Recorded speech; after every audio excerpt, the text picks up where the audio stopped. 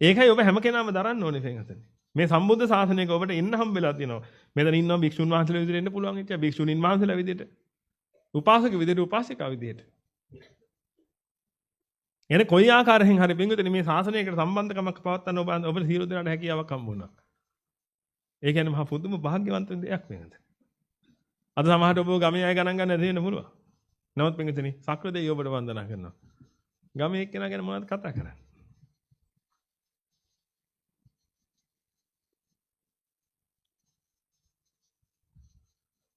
මොකද පින්වතුනි සාරිපුත්ත මොග්ගල්ලාන මහා පරම්පරාව කියලා කියන එක.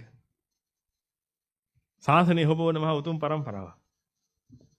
මේ විශ්වයේ තියෙන රහස දැනගෙන ඒක භාග්‍යවතුන් වහන්සේගෙන් අසා දැනගෙන පරපුරෙන් පරපුරට ඒ රහස අරන් යනවා. ඒ රහස ආයෙ හොයනවා නම් හොයන්න පුළුවන් කාටද? ඊළඟට බුදු වෙන ඉන්න මෛත්‍රී බුදුහමඳුරන්. වෙන කාටවත් හොයන්න බෑ. ඒකයි පින්වතුනි ඔය පරම්පරාව කැඩුනොත් මගදී අන්න එදාට පන්සල් ඔක්කොම තියෙනවා. බුද්ධ ශාසනය ඉවරයි. හොඳට මතක තියාගන්න. බුද්ධ ශාසනය කියලා කියන්නේ පන්සල් වලට නෙමෙයි.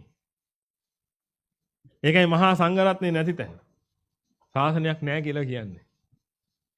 බුද්ධ ශාසනය නැති වුණාට පස්සේ පින්වතුනි චීවර දරාගත්ත පිරිසක් ඉඳීවි.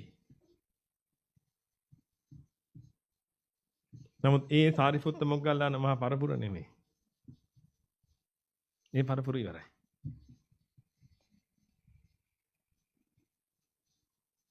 ඒ කියන්නේ බුද්ධ ශාසනය ඉවරයි.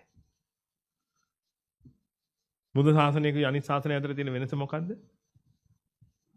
මේ මාර්ගඵල.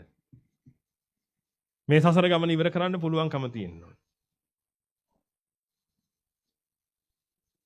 ඔන්නෝක තමයි වෙනස. එන ඔබ මේ ශාසනයකට ආවේ ඔන්න ඕක නිසා පින්වතුනි. ඔබ මේ ශාසනයක් ඇසුරු කරන්න ඕනේ ඔන්න ඕක නිසා.